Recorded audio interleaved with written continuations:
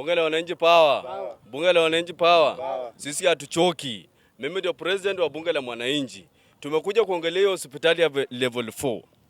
Level 4 hii imekaa kama shamba ambayo mwenyewe alikufa na hakuna mtu yote wa familia. Si ni ukweli? Kwa sababu governor wetu mpendwa, level 4 yetu hii Wycliffe Ambetho Oparanya aliweza kufanya kazi. Wewe kitu ambacho ungetusaidia tu hapa ni kutuwekea ukuta at least, kwa sababu mimi naona watoto wanapita wanacheza ndani, watu wanapita ni kama barabara tu, yani paka unashida nini? Wana madaktari hata madawa hakuna.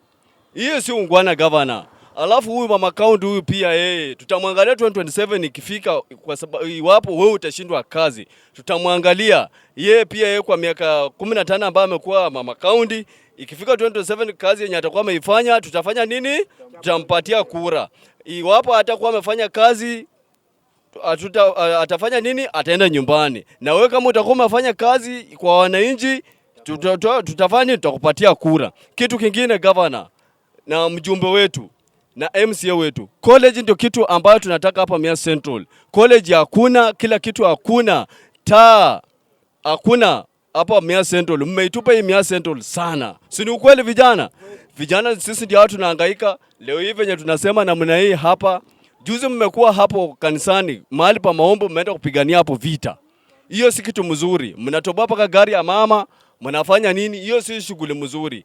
Kura, kila mtu anaomba kura kulingana na sera zake. Si watu kukorofishana wala nini wala nini. Sisi tunawaomba msaidie wananchi wetu wa Mumias Central.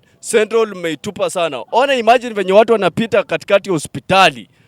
Hiyo governor, hiyo ni ungwana kweli? Hiyo si ungwana. Tunawaomba college, tunaomba ukuta, tunaomba hapo katika hospitali, madawa mulete hapo hospitali, at least watu wasipita katika hospitali. Hiyo ni kitu mbaya sana, paka hata watoto wa hapo kwa shule wanachezea hapo ndani ya hospitali. Hiyo si ukweli?